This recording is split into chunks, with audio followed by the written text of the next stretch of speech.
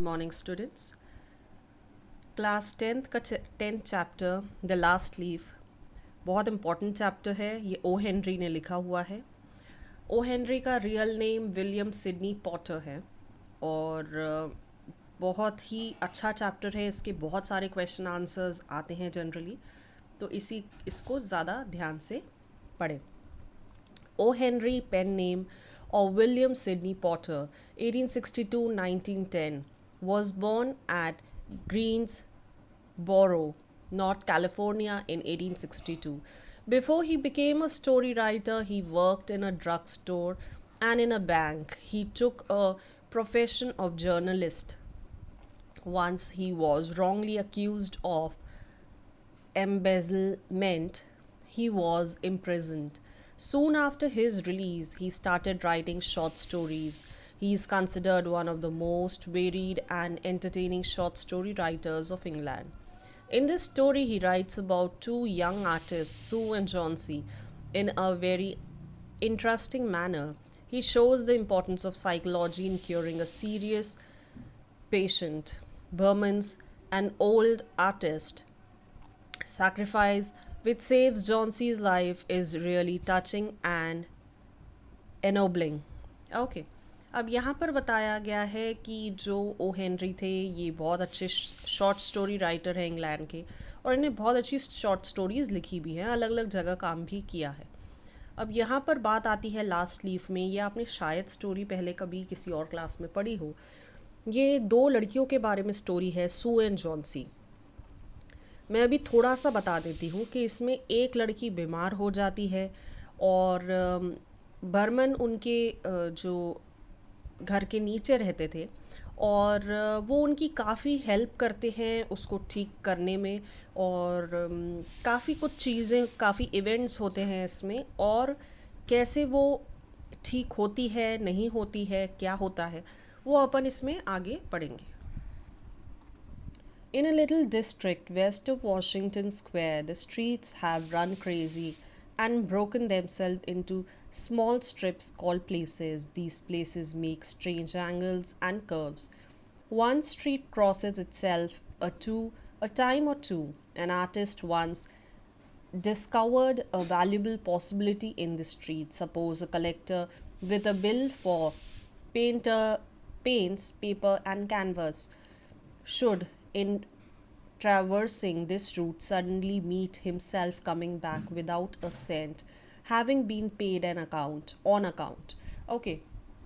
अब यहाँ पर बताया गया है कि वॉशिंगटन स्क्वायर में एक शॉर्ट स्मॉल डिस्ट्रिक्ट है, वहाँ पर जगह को प्लेसेस कहते हैं, और ये जो रोड्स हैं ये अलग अलग एंगल्स और कर्व्स में अपने आप को डिवाइड करती है। अपने आप ही कुछ ऐसा ही है, हर कहीं से रोड आ जाती है, हर कहीं मुड़ जाती है, तो कुछ ऐसा ही टाइप का है। स्टिल यहाँ की जो है ये कहा गया है कि बहुत सारी पॉसिबिलिटी है कि स्ट्रीट्स और अच्छी हो सकती हैं, बट ऐसा अभी तक हुआ नहीं है।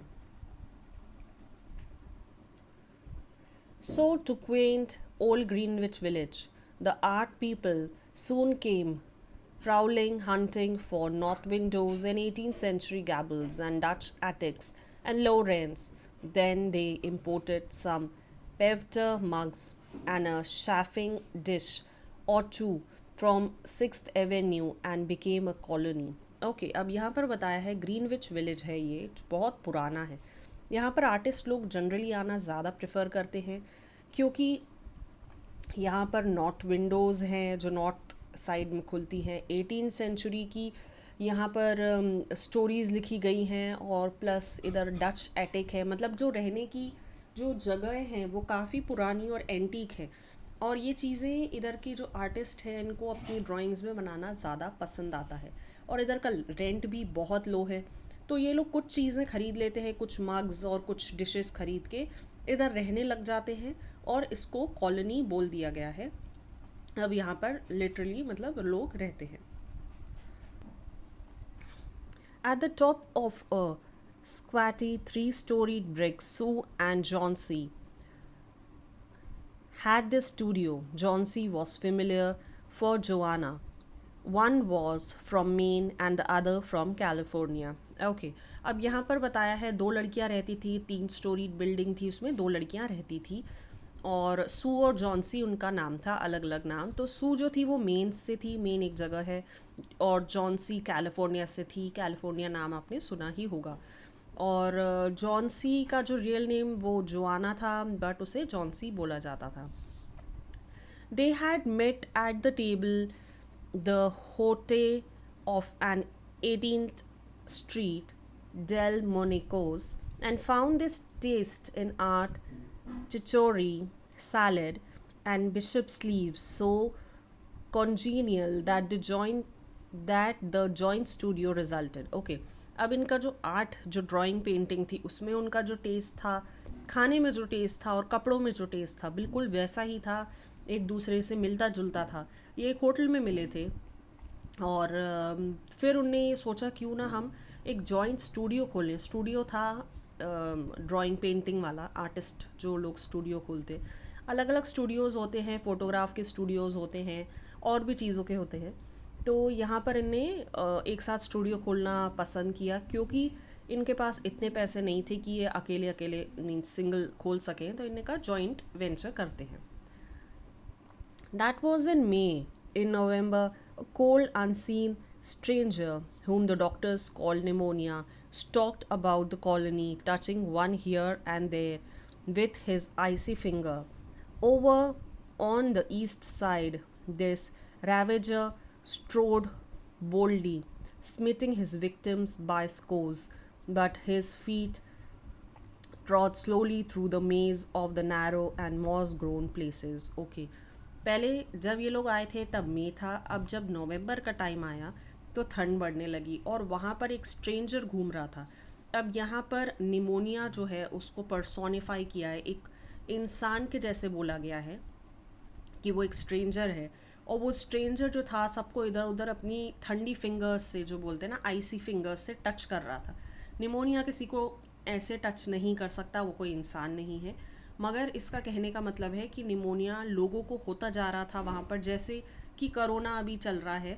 कोरोना यहाँ पर जनरली हर किसी को वो बार बार ऐसा कहते हैं कि वो पकड़ लेता है, तो वो कोई इंसान नहीं है, वो एक वायरस है। वैसे ही निमोनिया भी एक बीमारी है जो लोगों को हो जाती है। तो यहाँ पर कहा था कि वो जो प्लेसेस, वो जो जगह थी, वहाँ भी ये होना सबको शुरू हो गया था और किसी किसी को हो रहा था। अब इधर पर बात आती है कि सू और जॉन्सी में से किसको होता है। Next page, page number 82. Mr. Pneumonia was not what you would call a chivalric old gentleman, a mite of a little woman with blood thinned by Californian zephyrs was hardly fair game for the red-fisted, short-breathed old duffer. But Johnsy he smote, and she lay, scarcely moving on her painted iron bedstead, looking through the small Dutch window panes at the blank side of the next brick house.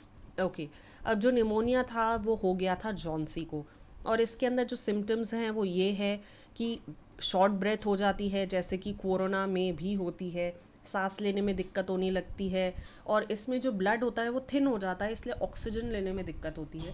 तो ऐसी कुछ problems थी और ये हो गया था Johnsy को। और जॉन्सी जो थी अपने बिस्तर पे, जो पहले जनरली आपने देखा होगा इवन ग्रैनीज़ और जो ग्रैंडफादर्स हैं उनके भी जो बेड्स होते हैं जनरली वो आयरन वाले होते हैं। आजकल के जो बेड है लकड़ी के वो पहले नहीं चलते थे, तो वो जो आयरन वाले बेड हैं वो अभी भी चलते हैं, किसी किसी के घर में आपको मिल जाएंगे। और वही बेड उनके घर में भी था और उसमें वो बिल्कुल ऐसी डल लेटी रहती थी, मूव नहीं करती थी, और जो डच विंडो थी उससे बाहर देखती रहती थी। और बगल वाला जो घर था, जो ब्रिक्स थी, बगल वाले घर की जो ब्रिक्स थी उसको देखती रहती थी पूरे टाइम, क्योंकि ऑफ कोर्स अब कोई मोबाइल नहीं था, टीवी नहीं था, पेंटिंग वो कर नहीं सकती थी, तो मोस्टली वो उधर पर बस लेटी रहती थी और कुछ ना कुछ सोचती रहती थी।